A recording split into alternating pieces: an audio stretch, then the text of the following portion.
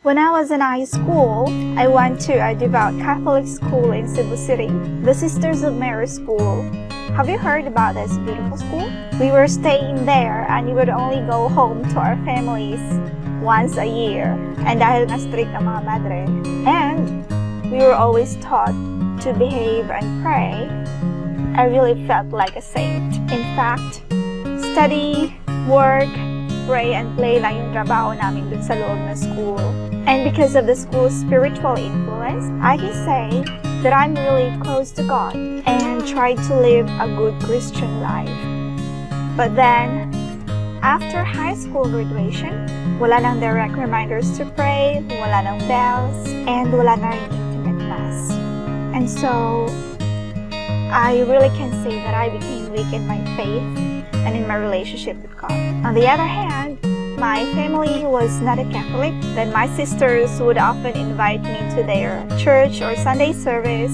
But because of my promise way back in high school, I remained Catholic. Wala naman talagang problema sa religion ko or sa religion nila. It doesn't matter.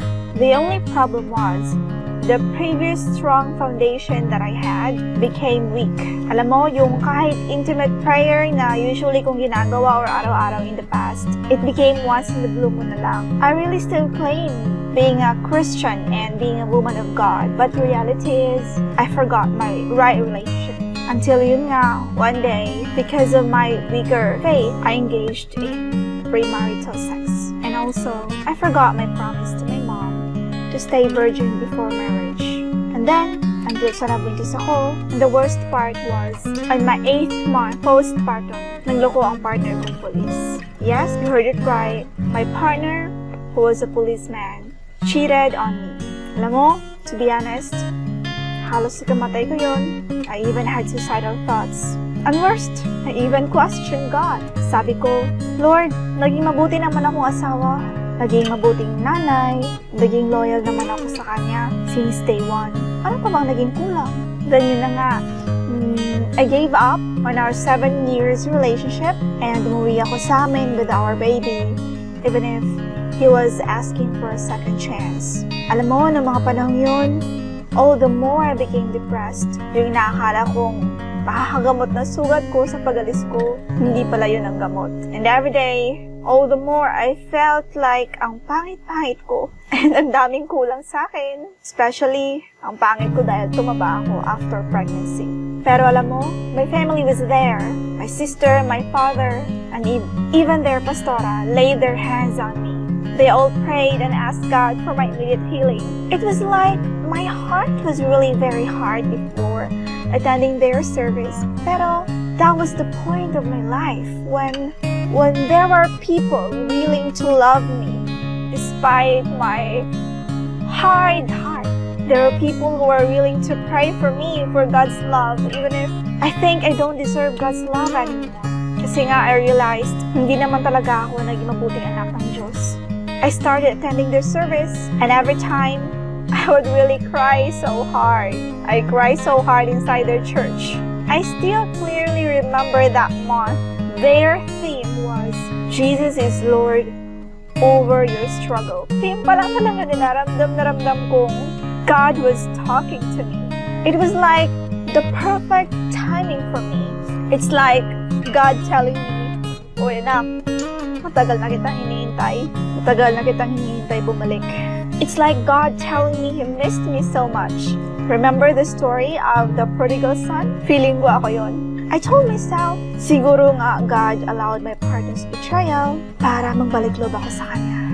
I realized also na hindi naman talaga importante ang religion. The most important is God is calling me again and I'm strengthening my relationship with Him again. And alam mo, the best thing? I started reading the Bible again. With my experience in greatest downfall, I learned the value of how important my relationship with God is. How important to have God within my relationship. So if you're wondering, Miss FJ, bakit ang daming babae or nanay na nagpapakamatay? Or those women suffering from depression? Yung iba nga kaya pang patayin ng sariling anak. Miss FJ, bakit ang dami-daming babaeng niloloko? Yung maganda naman sila, matalino, sexy, Yung iba nga sikat pa at may pera. Pero, niloko pa rin sila.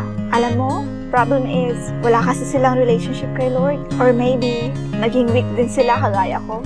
Plus, they are not constantly learning and growing their relationship.